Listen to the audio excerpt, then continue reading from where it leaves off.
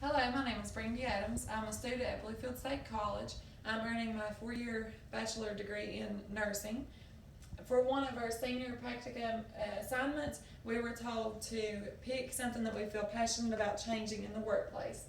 I thought about this for a while and I had many options. However, the one that stood out and meant the most to me was bedside reporting.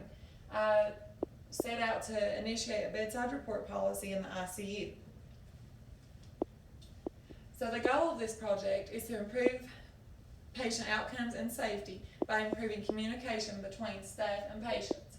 The objective is to provide an in-service on the benefits of bedside reporting and initiate a bedside reporting policy in the intensive care unit at Beckley Appalachian Regional Healthcare by April 10th. A handout and flyer were made to announce the in-service and also to hand out during the in-service. So with any project, you're going to have to identify the problem. So you're going to have your driving and your restraining forces. One of the driving forces, of course, was the improvement of communication between nurses.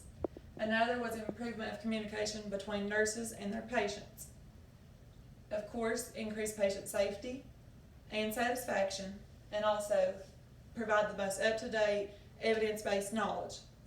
Some of the restraining forces were finding the best time for the in-service, because of course in the ICU or in any hospital it is a very busy environment, so that was one of the restraining forces. Also, time to do bedside report. A lot of the nurses I think feel that it takes up more time during the change of shift to do bedside reporting than it does just to do a report at the desk. Also, nurses' resistance to change. We all know that nurses do get in the habit of doing the same thing every day or doing things the same way every time, so there was some resistance to change. Also, there was no current bedside report policy already in place, so that meant that this new report policy was a complete change. So this is the description of the environment. This is actually a picture of outside the hospital, Beckley ARH Hospital, located in Beckley, West Virginia. These are just some pictures that were taken of inside of the intensive care unit. This is just the patient rooms and the break room, which is where the in-service and most of our education occurs. Okay, so I did send out a questionnaire. It was to kind of see if there is a need for this in our bedside reporting policy in the ICU. And my results absolutely supported the fact that we do need a bedside reporting policy. As you can see, 20 out of 20 said that they would attend an in-service and that they do feel that bedside reporting promotes patient safety. So this is just some of the committee members. I did arrange, they're volunteer members, to be on a committee to kind of help me along in the project and help things run smoother. And these are from different shifts. There's 3 RNs from day shift and 2 from night shift. So this just some of the helpful items that were used during this project is there is now a policy in place to help guide the nurses' practice, so they can kind of refer back to that as needed. Also, there is a nurse report sheet that is located inside of the policy, and I have placed in the break room, that will help the nurses decide which information they need to exchange at the desk and what information they need to exchange at the bedside.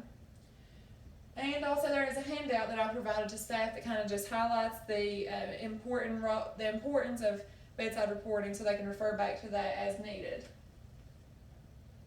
So some of the guidelines for this project and for the bedside report policy: nurses must provide each patient and their family with a brochure at the beginning of their admission to kind of just let them know what bedside reporting is, what it entails, and so the patient can decide right there on admission whether or not they want to participate. Also, the policy states that the nurse should first give a detailed report at the nurse's desk. So it's kind of what we've already been doing. You're going to give your full nurse's report. However, then you'll go to the bedside and kind of give a more focused report on the patient that will involve the family and the patient. Upon entering the patient's room, of course, the nurses should introduce herself. The nurse that is leaving shift should introduce the nurse coming on and kind of build them up and let them know that they will be taken good care of on the next 12 hours or however long, so that kind of builds a good rapport between the patient and the new nurse. Also, the bedside report should be short and concise and involve only the most pertinent information about the patient. And nurses can use their judgment to decide what information should be given at the bedside and what information should be given away from the bedside. The nurses should use verbal and nonverbal communication skills to help promote the communication process. For instance, eye contact, encouraging feedback, encouraging input. The in-service will be provided annually by the nurse manager. So the nurse manager, who is also my preceptor for this project, has decided that, or has agreed to update the handout annually and also provide the in-service annually so that communication can continue. There will also be a copy of the bedside report and the ICU, which I've already educated everyone on where that is located so that they can refer back to that. So my go live date was April 8th through the 10th. I provided 3 to 4 different in-services on bedside report, and that kind of just went over the report policy, kind of gave everyone an idea of exactly what it entails, and so that we could go over it for the first time that they saw it. Okay, so what worked well and what didn't work well during the project. Staff were excited about the new policy and they were very apt to learn. They looked at it with a positive attitude. Also, the staff were very involved during the in-service. They gave a lot of input, they had questions.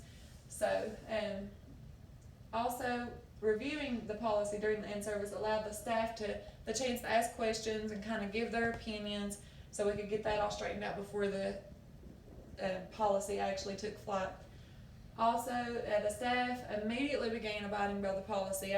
The day of the first in-service, I saw more nurses going to the bedside to do the bedside report. However, it was difficult to get all the staff to attend the in-service because some people were on vacation, some people were sick, some people just didn't work on the days that the in-service was provided. Since then, I have made more attempts to get everyone educated on the report policy. However, those who are not, I still have a list of those names, and I do plan on educating those team members.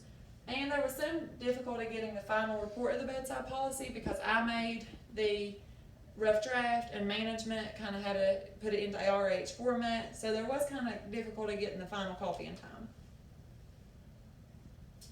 So this is just kind of an inspirational quote to sum up the whole idea of my project. Communication works for those who work at it. So this just means that we as nurses have to work at communication. It's not really something that, even though most people think it's just common sense and common nature, we do have to work at communication. This is just a picture of me in my Bluefield State attire, and I am the change agent.